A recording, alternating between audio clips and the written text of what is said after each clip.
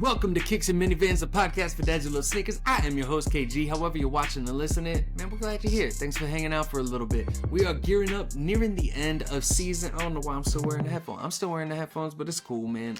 We are gearing up. We are near the end of season number 2 of Kicks and Minivans. We've been in this thing for a little over a year and a half. So first season, we started in November of 2022.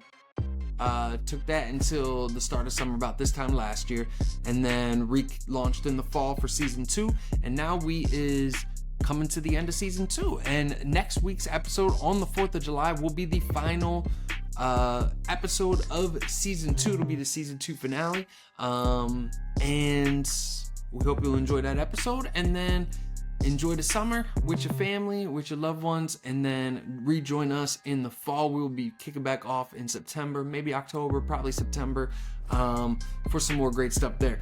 Want to share a kick of the week. This is my favorite pair of Jordan 1 mids. I don't care. I do not stand mid slander.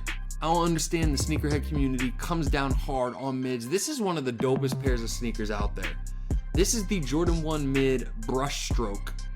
I believe is the name. The details on these are absolutely crazy.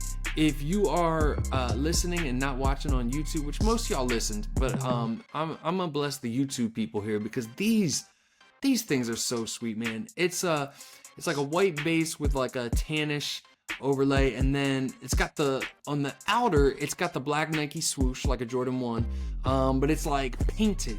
It's like painted. There's detail on it, and then on the inside, it's got the tan Nike swoosh. So it's a different color swoosh on the inside versus the outside of the shoe, and then there's like little paint splatters all over the thing. And this is just, I love these in the summertime. I wear these a ton in the summer with shorts. I love Jordan 1 mids with shorts. That's when I wear mids the most, is in the summer with shorts. So that is the kick of the week. The Jordan 1 mid brushstroke. Absolutely love this pair. Not enough people talk about that pair right there. It is a GOAT pair to me. But hey, with this episode, I want to get in, we've had a lot of KG's opinions on stuff lately. I want to get in, the stuff in this is not my opinion, this is research.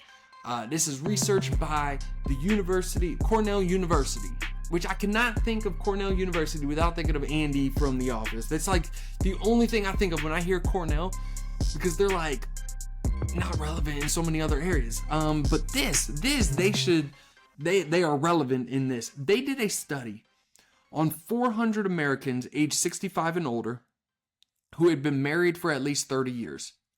Now, I don't know. I could not find out if that was 400 Americans as in 200 couples, and they interviewed, both parties of the spouse, if it was 400 people from 400 different couples.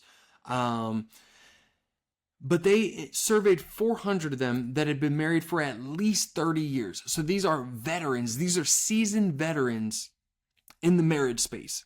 They have been around the block a few times. They've raised kids. They've retired. They've done life together. Like, they built a life together, left a legacy together. And they asked them the keys to a happy and successful and long-lasting marriage. And they summarized all their answers into 5 main components. And I want to talk about those real quick, because I think there's a lot of gold for us to learn as men that want to win in marriage and parenting from these seasoned vets. So number 1, y'all gonna hate this, because it's so cliche, but they said communication. Communication came out as like the top thing.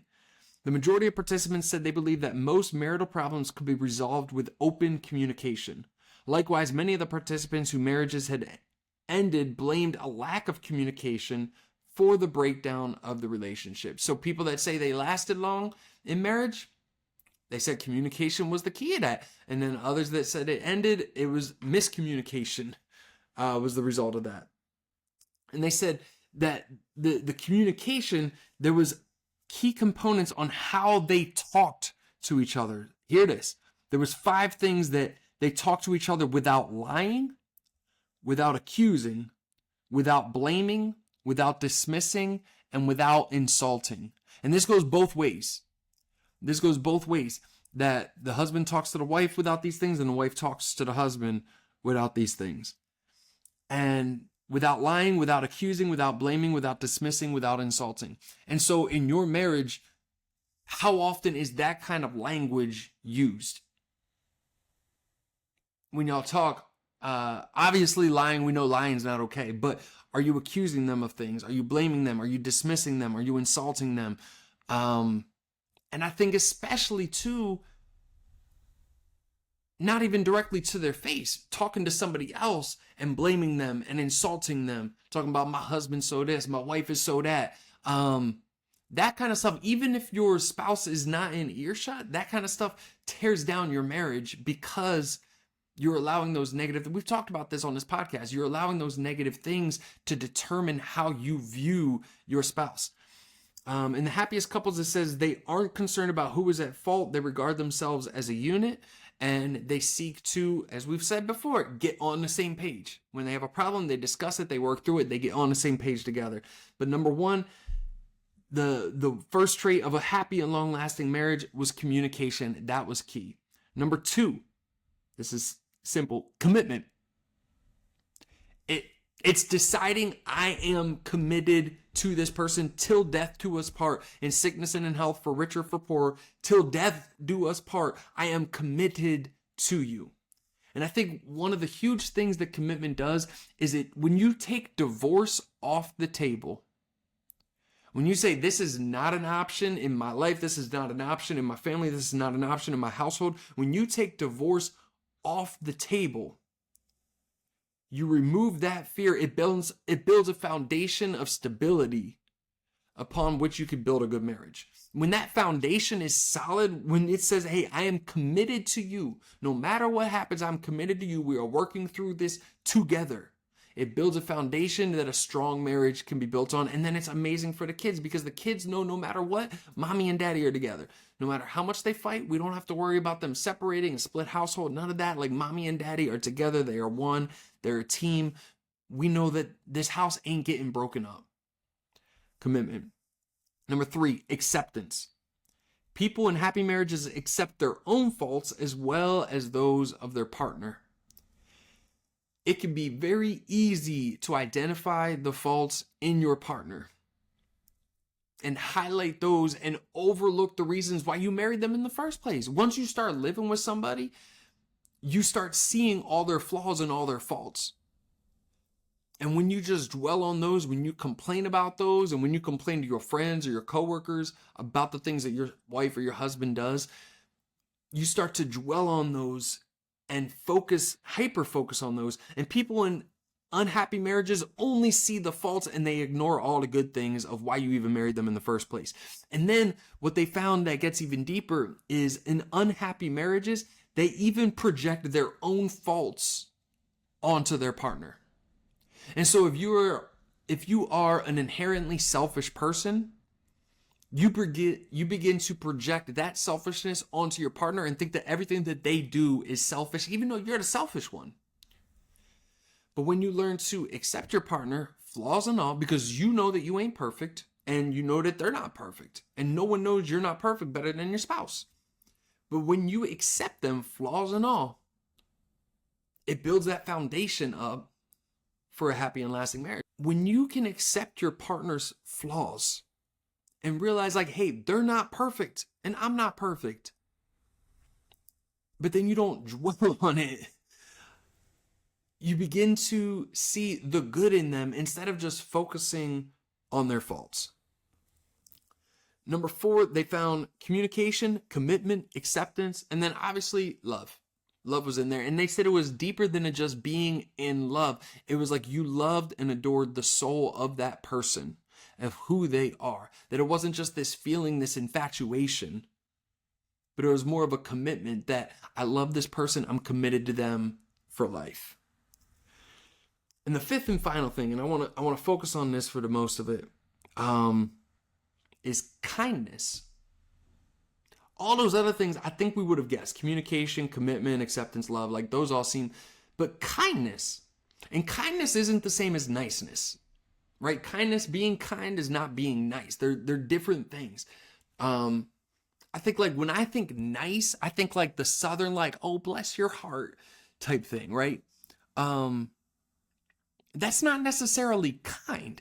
Because someone might say, oh, bless your heart, like, oh, you're a sweet little dude, and then like turn around and gossip about you right behind your back. right? They might be nice to your face, but unkind to you behind your back. That's not kindness. I think kindness is levels deeper than niceness. I think niceness is just a front. I think kindness is several levels deeper than that. And I think when I think kindness, I think people can be kind but not nice. And I think of Philly. I'm from Philly. I think of Philly when I think about this, right? Because I got people, like, if I was out in Philly and I busted a tire, I blew a flat tire, there's probably a dozen people that I could call and be like, yo, I busted a tire, I need you to come pick me up. They would make fun of me so hard for that over the phone. Like, I could call them and be like, yo, man, I ran a flat tire, I need you to come get me. They'd be like, yo, what you doing? You run over a pothole? Why'd you hit the curb, dog? Like, what you doing?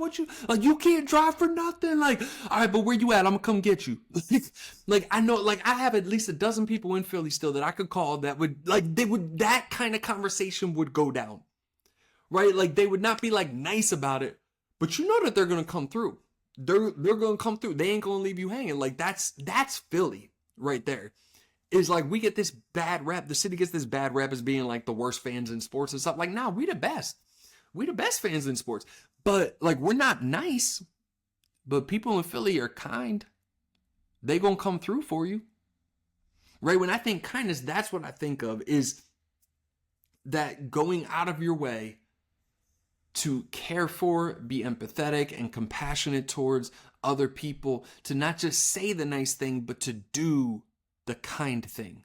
When I think of kindness, that's what I think of. University of Washington, they created a formula. This is absolutely crazy. They created a formula for predicting how long a marriage would last.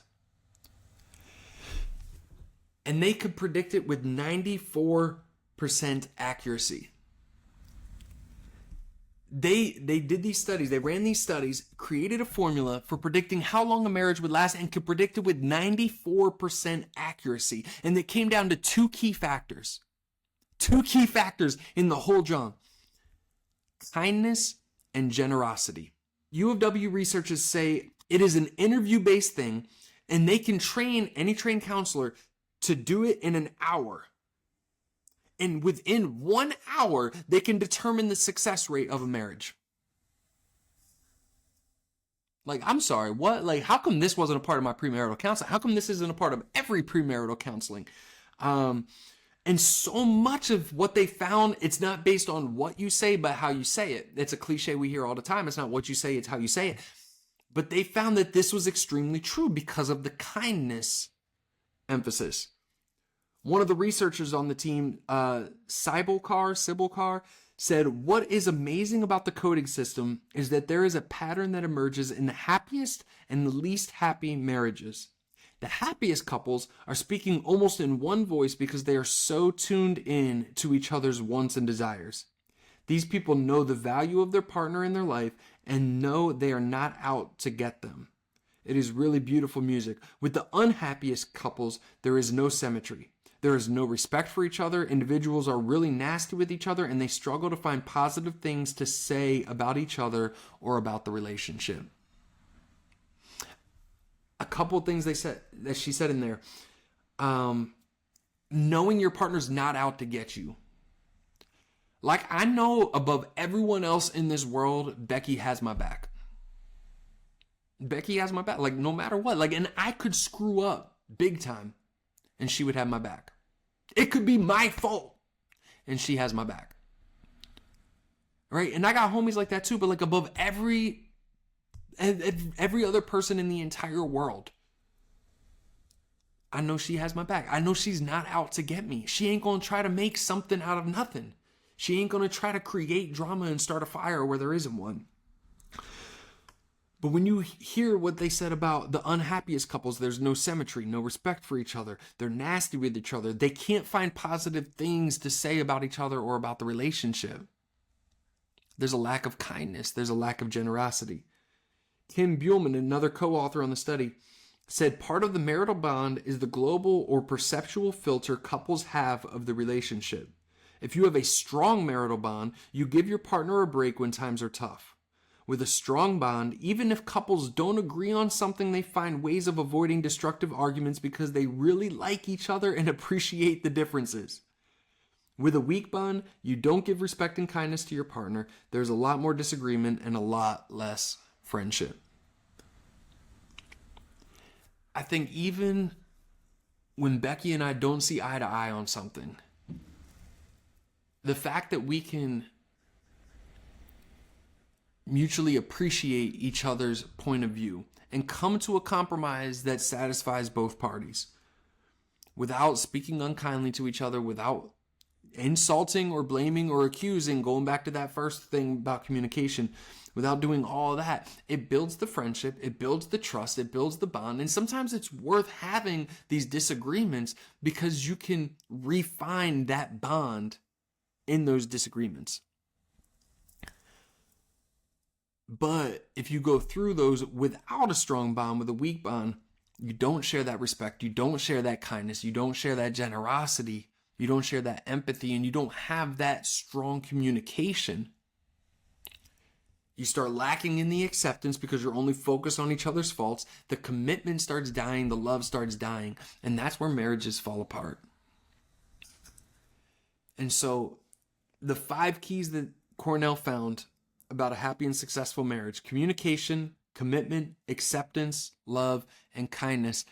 And from the study at University of Washington, they found the key factors: kindness and generosity. And it's amazing that kindness came up in both of these things. How important it is to be kind to your spouse. To not only say the nice thing, but to do the nice thing for them. To go out of your way to show kindness and appreciation to them. Let them know what they mean to you. And it don't matter if she hasn't ever done that or he hasn't ever done that. Like, you can still show kindness despite that. Somebody has to go first in showing kindness if you want to repair and rebuild your marriage. And so my challenge to you guys this week is demonstrate that kindness to your spouse. Be kind in the way that you speak with each other. Be kind in the way you treat each other. Go out of your way. Help them with things that are normally their task or responsibility around the house. Like, build that kindness. Work on those other things too, but I think the kindness thing is a major part of that. And it's worth taking the time, and it's worth taking the energy if you believe that your marriage is worth it in the long run. Communication, commitment, acceptance, love, and kindness. Love you guys. Appreciate you. Until next time, take care of yourself. Take care of your family. This is Kicks and Minivans.